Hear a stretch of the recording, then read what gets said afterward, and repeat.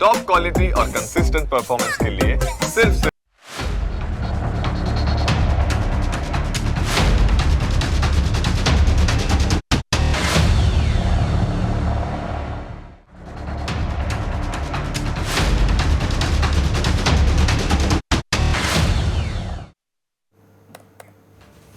Break બાદ આપનું ફરી સ્વાગત છે.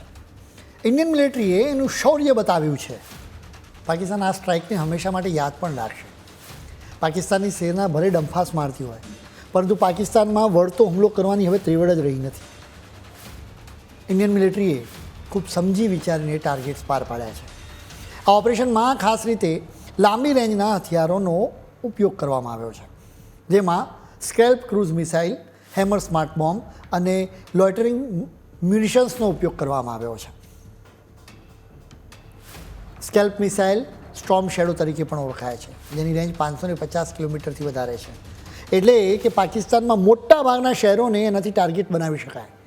મિરાજ 2000 અને રાફેલ જેવા ફાઇટર જેટ્સમાં મિસાઇલ લઈ જઈ શકાય છે.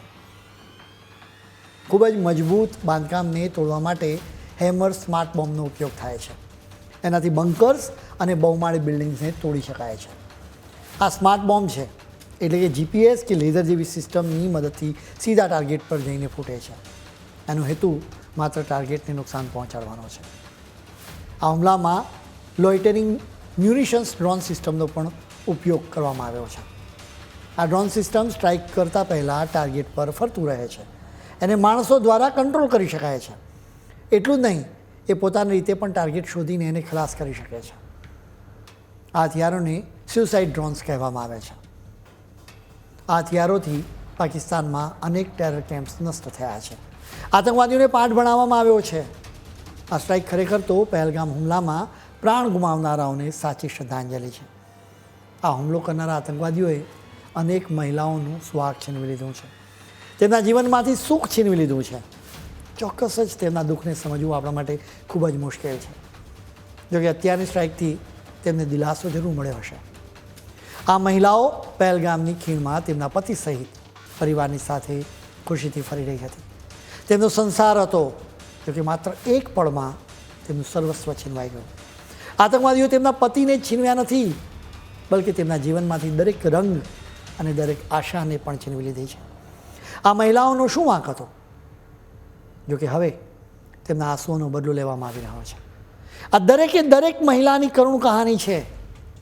પહેલગામના હુમલામાં લેફ્ટનન્ટ વિનય નરવાલની ક્રૂરતાથી આતંકવાદીઓ હત્યા કરી હતી. હુમલા બાદ વિનયના મૃતદેહની પાસે તેમની પત્ની હિમાંશી નરવાલ બેસી રહી હતી. એ તસવીર આ દેશ કદી નહીં ભૂલી શકે. આ કપલ પહેલગામમાં હનીમૂન માટે ગયું હતું. આ હુમલાના માત્ર એક અઠવાડિયા પહેલાં જ તેમના લગ્ન થયા હતા. હિમાંશીએ હુમલા બાદ અપીલ કરી હતી કે કોઈના પણ પ્રત્યે સહેજ પણ ધિક્કારની લાગણી ન હોવી જોઈએ. એર સ્ટ્રાઇક બાદ વિનયના પિતા રાજેશ નરવાલે રિએક્શન આપ્યું. તેમણે એર સ્ટ્રાઇક વિશે શું કહ્યું હતું એ તમે સાંભળો. जिन घरों से जिनके लाल चले गए उनका जीवन तो वापस नहीं आ सकता, परंतु जो बात मैंने उस समय भी कही थी कि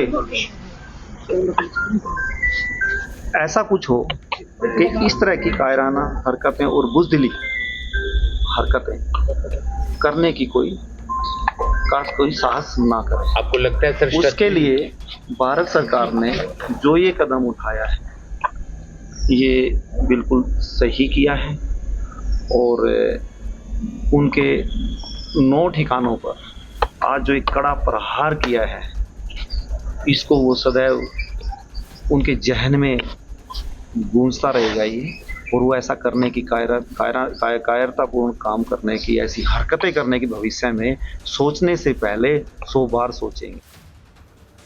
વિનયના પિતાએ એર સ્ટ્રાઇકને સપોર્ટ આપ્યો છે. પહેલગામના હુમલામાં પોતાના પરિવારજનને ગુમાવનારા લોકોના દિલને ચોક્કસ જ એર સ્ટ્રાઇકથી સહેજ ટાઢક થઈ જશે. પહેલગામ હુમલામાં ઉત્તર પ્રદેશના શુભમ દ્વિવેદીની પણ હત્યા કરવામાં આવી હતી. તેની પત્નીનું નામ ઐશ્નયા દ્વિવેદી છે. આ હુમલાના માત્ર 2 મહિના પહેલાં જ આ કપલ્સના લગ્ન થયા હતા. સુરતના બેન્કર શૈલેષ કલથિયા તેમના જન્મદિવસને ઉજવવા માટે ફેમિલી વેકેશન પર પહેલગામ ગયા હતા. આતંકવાદી હુમલો થયો હતો ત્યારે શીતલ તેમના પતિ અને તેમના 2 સંતાનોને ત્યાં જ હતા. શીતલે પણ હુમલામાં પતિ ગુમાવ્યો છે. ગુજરાતમાંથી વધુ એક મહિલાના માથેથી સિંદૂર ભૂંસાયું છે. ભાવનગરના કાજલબેનના પતિ યતીશભાઈ પરમાર સલૂન ચલાવતા હતા. તેઓ કાશ્મીરમાં તેમના પરિવારની સાથે આવ્યા હતા. સૌથી પહેલાં તેઓ શ્રીનગરમાં મોરારી બાપુની રામકથામાં ગયા હતા, જેના પછી તેઓ પહેલગામ ગયા, જ્યાંથી તેમને જીવનનો સૌથી મોટો આંચકો લાગ્યો હતો.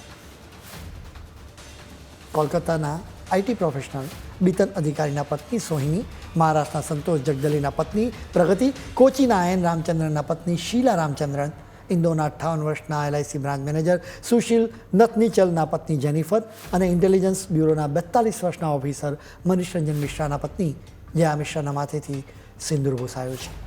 આ મહિલાઓની પીડાને અમે શબ્દોમાં વ્યક્ત કરી શકીએ એમ નથી. ન્યૂઝ કેપિટલ પણ તેમના પ્રત્યે સહાનુભૂતિ વ્યક્ત કરે છે. હુમલામાં મારા ગયેલા લોકોને શ્રદ્ધાંજલિ પાઠવે છે.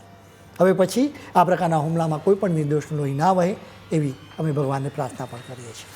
જતાં એક વાત કહેવી છે કે આપણે ત્યાં એક કહેવત છે કે બુધવારે કરેલું કામ બેવડાય છે, એટલે કે પાકિસ્તાન પર ભારતે કરેલી એર સ્ટ્રાઇક પણ બેવડાઈ શકે છે.